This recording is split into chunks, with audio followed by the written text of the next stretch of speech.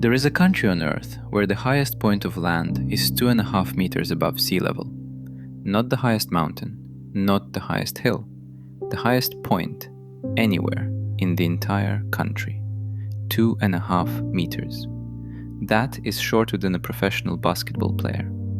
And that is the very top of the Maldives. The average elevation across all of its land is just 1.5 meters above sea level, making it officially, by the record books, the lowest country on Earth. 80% of its land sits less than 1 meter above the ocean at high tide.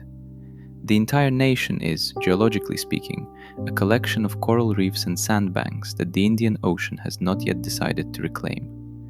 And right now, with sea levels rising at an accelerating rate, the ocean is making its decision.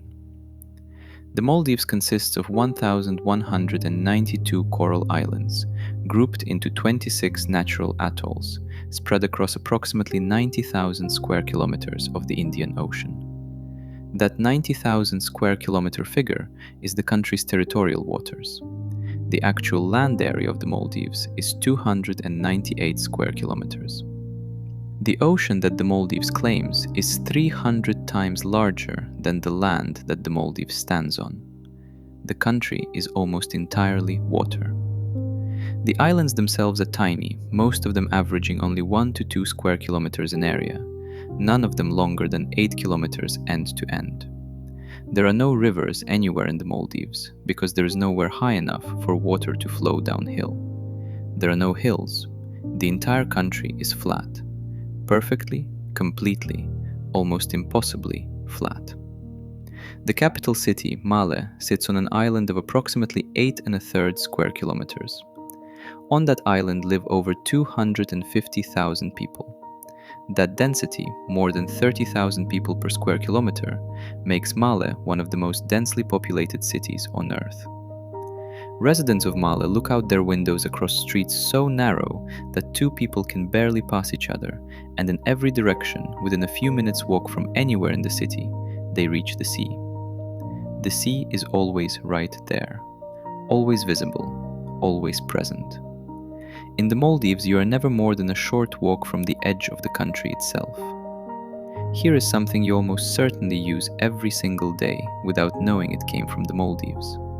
The word atoll, which describes a ring-shaped coral reef or group of islands surrounding a lagoon, is not an English word.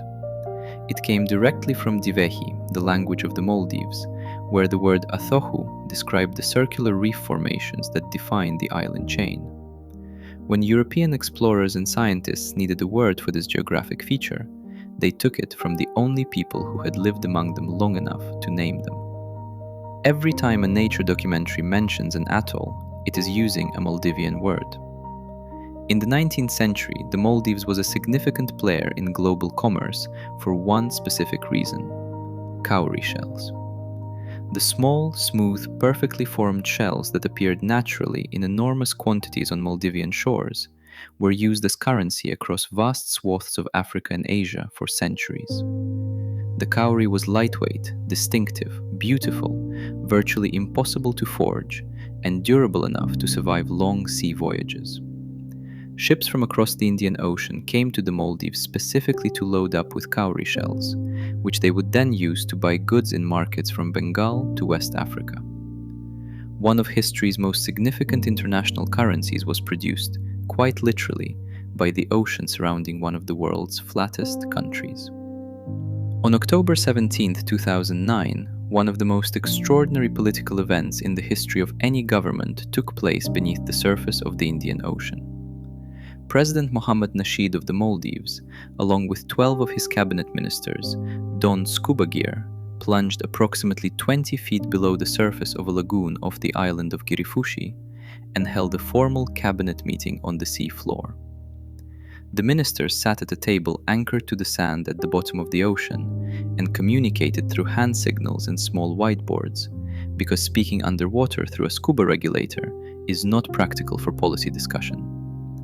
After approximately 30 minutes, the president and all his ministers signed a document calling on all nations of the world to cut their carbon dioxide emissions ahead of the Copenhagen Climate Change Conference. The document was signed on the ocean floor, surrounded by coral. The signed wetsuits were later auctioned to raise money for coral reef protection. It was the first and remains the only underwater cabinet meeting in history. The man who organized it was making a point that no speech at a conference podium could quite match. This is what my country's future looks like. We are already surrounded. And those beaches. The Maldives has some of the most photographed beaches on Earth. But on certain nights, particularly along the shores of Wadu Island, something happens to the water that looks like it belongs in a science fiction film. The breaking waves glow blue.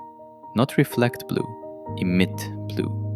The bioluminescent plankton that live in Maldivian waters, a type of marine organism called dinoflagellates, produce light through a chemical reaction when they are disturbed by wave action. The result, on dark, moonless nights along the right stretches of beach, is a surf line that pulses with living blue light, as if the ocean itself is breathing electricity. The locals call it the Sea of Stars. Scientists call it bioluminescence. Tourists call it the reason they spend $10,000 on a holiday. Now let us talk about how this improbable collection of flat coral islands, this nation with no rivers, no hills, and barely enough elevation to keep its own feet dry, became one of the most extraordinary tourism economies on Earth. Because the story of Maldivian tourism begins, appropriately enough, with someone being told it was impossible. In the 1960s, a United Nations delegation was sent to evaluate the Maldives' economic development potential. Their assessment was direct and discouraging. Tourism would fail, they concluded, due to the lack of basic infrastructure. No proper airport, no banks, no telephones, no hotels, no roads connecting the islands. The Maldives, they determined, was simply not a viable tourism destination. Their report was filed. Their advice was, for a few years, essentially followed, in the sense that nobody developed tourism in the Maldives for a little while longer. But not forever. In 1972, an Italian travel agent named George Corbin was exploring the Indian Ocean, looking for a destination that didn't yet exist on any travel brochure. He found the Maldives through connections at the Maldivian embassy in Sri Lanka, where he met a young local man named Ahmed Nassim. The two of them, along with two other Maldivian partners, Hussein Afif and Mohammed Umar Maniku, began looking for an island close enough to the capital and the airstrip to be practically accessible, but uninhabited enough to be converted into something new. They found Vihamanafushi, an old coconut plantation island sitting empty in the North Malay Atoll. They named their resort after the Divehi word for young coconut, Kurumba. George Corbin traveled to Singapore to buy the equipment. The Maldivian partners built the resort while he was gone. On February 16, 1972, Corbin brought the Maldives' very first tourists, a group of 4 Italian journalists, to Kurumba. The entire Maldivian tourism industry began with 4 journalists from Italy staying on a converted coconut plantation. The resort welcomed approximately 1,100 visitors in its entire first year. But the concept that Kurumba established, which Bandos Island Resort, opened by the then president of the Maldives later the same year, immediately adopted, was one of the most brilliant pieces of tourism architecture ever designed, whether intentionally or by accident. One island, one resort. That was the rule. Each resort would occupy its own island entirely. There would be no town, no other businesses, no local market, no cheaper guest house down the road. The resort and the island were the same thing.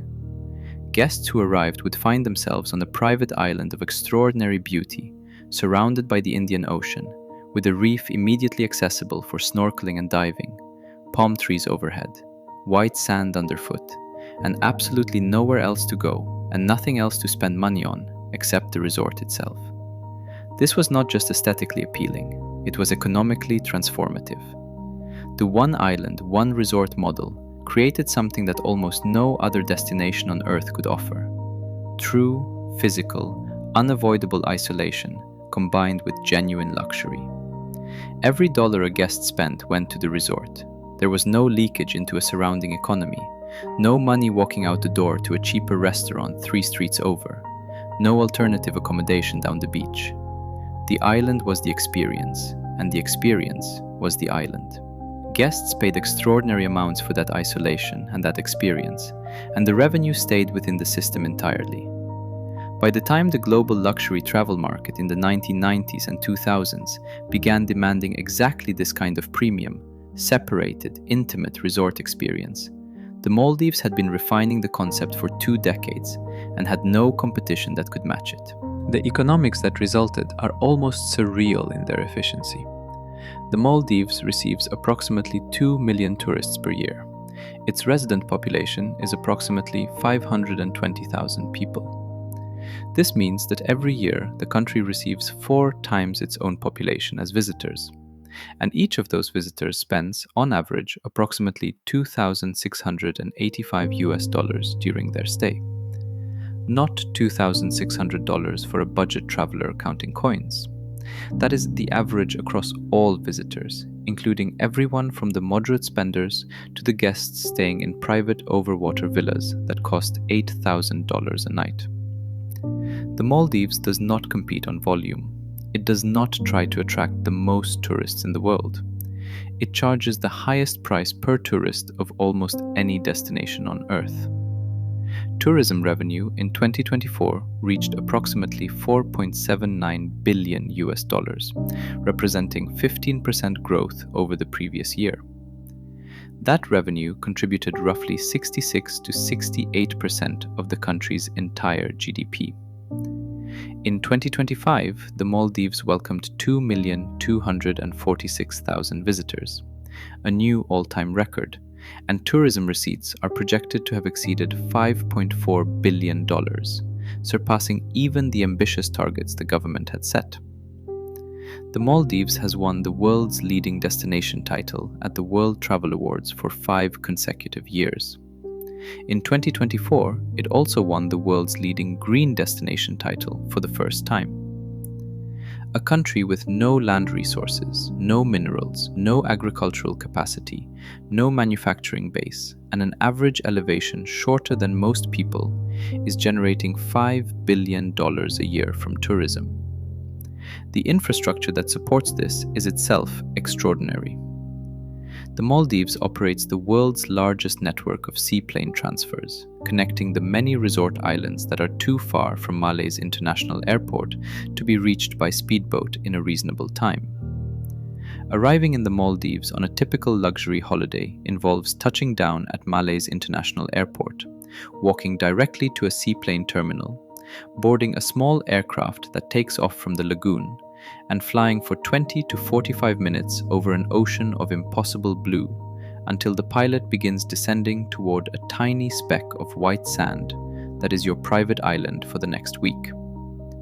The journey from international airport to resort is itself a piece of theater, designed to make you feel, before you have even arrived, that you have traveled somewhere genuinely different from everywhere else.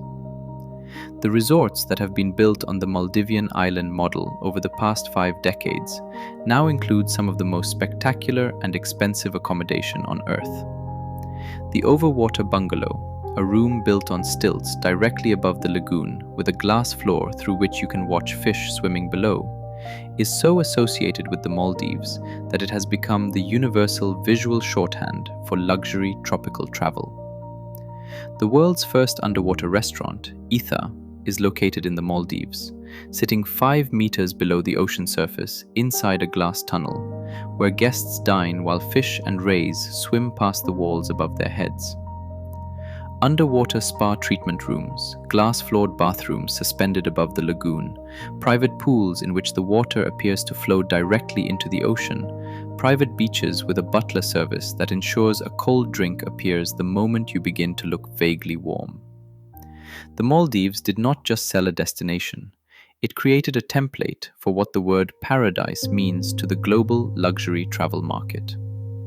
The COVID-19 pandemic of 2020 delivered the most brutal single test that Maldivian tourism has ever faced. Revenue collapsed from $3.16 billion in 2019 to $1.4 billion in 2020, a decline of 56% in a single year. The entire foundation of the country's economy vanished almost overnight as international travel stopped. The Maldives responded by becoming one of the first countries in the world to reopen its borders to international tourists in July 2020, with a protocol that relied on the natural isolation of the one island, one resort model to provide safety. Each island was already a bubble. The isolation that was the luxury product turned out to also be the safety product.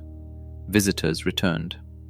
By 2022, the industry was recovering strongly. By 2024, it had broken every previous record. By 2025, it had broken those records again. And here is the deepest irony embedded in the entire tourism miracle.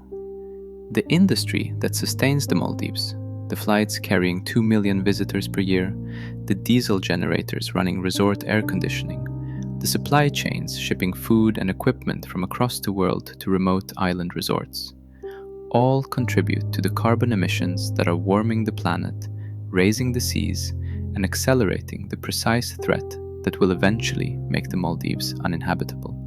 The Maldives is racing to earn as much as possible from the world's desire to visit a vanishing paradise, while the act of visiting it contributes, modestly but measurably, to the process of vanishing.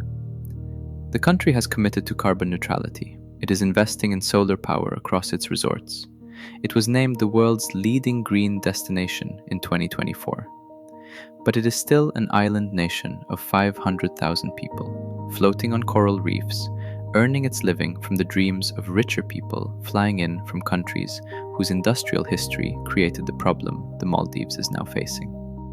Here is what the Maldives' future actually looks like, described in the plainest possible terms. The Intergovernmental Panel on Climate Change projects that, without dramatic intervention, the Maldives will be largely uninhabitable by 2100. The United States Geological Survey warns that multiple low-lying islands could be uninhabitable as early as 2050 due to wave-driven flooding and the contamination of freshwater supplies by saltwater intrusion.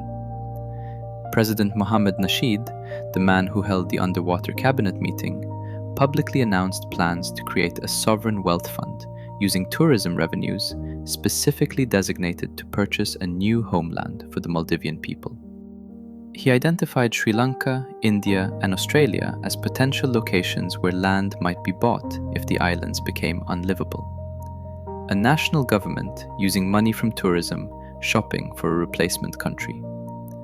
That sentence has never been written about any other nation in history.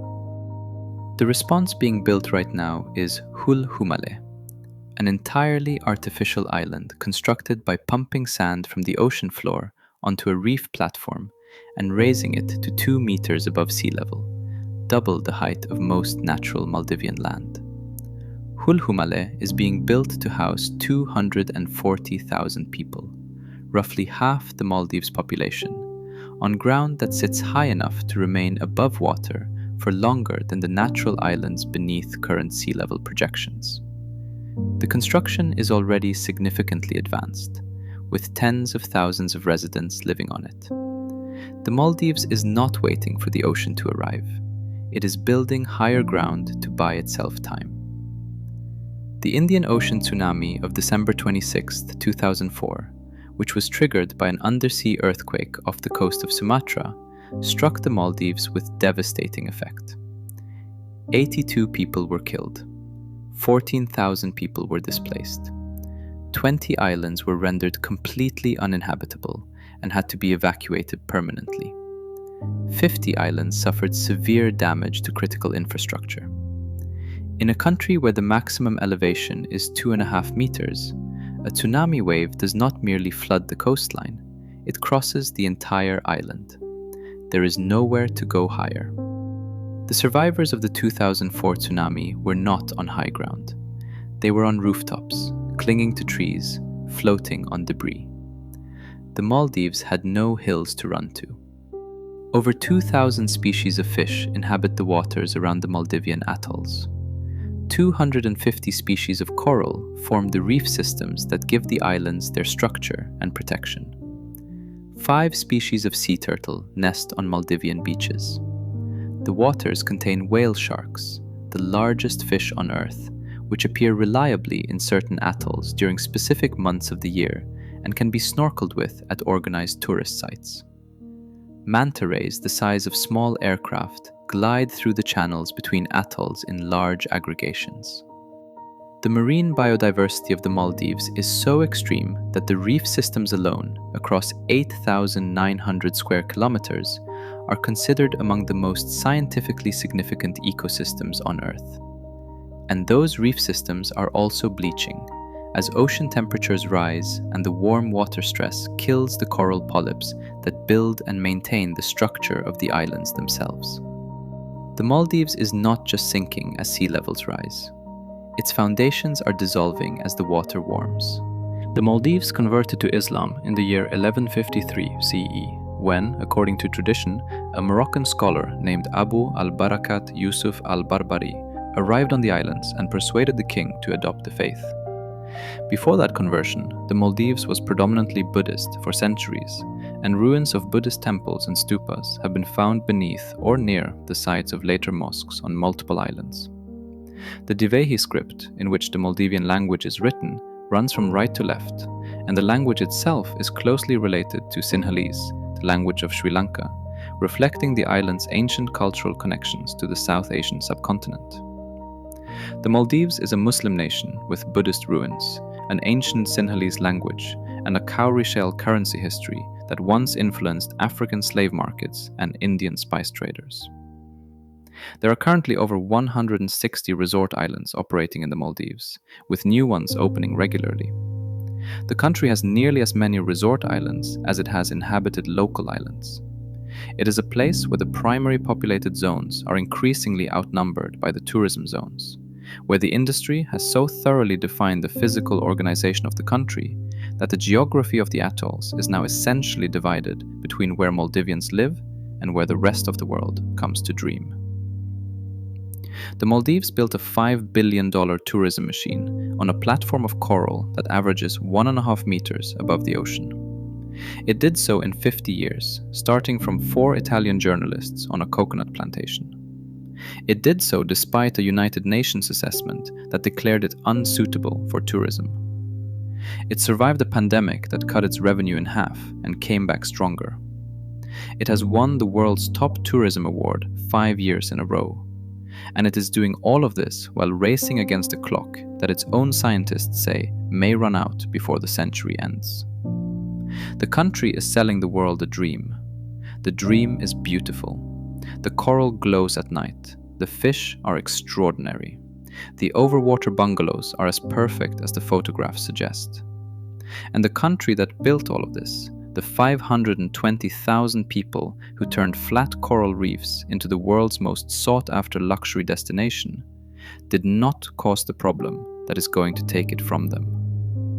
The countries that burn the coal and the oil and the gas that is warming the ocean and raising the sea did that. And those same countries send 2 million tourists a year to the Maldives to experience what they are slowly taking away.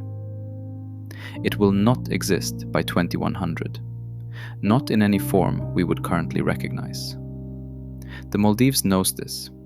It holds cabinet meetings underwater so the world will know it too. And in the meantime, it sells paradise at $2,685 per person per visit. And it invests those dollars in an artificial island it hopes will stand 2 meters above the water long enough to matter. The sea is rising.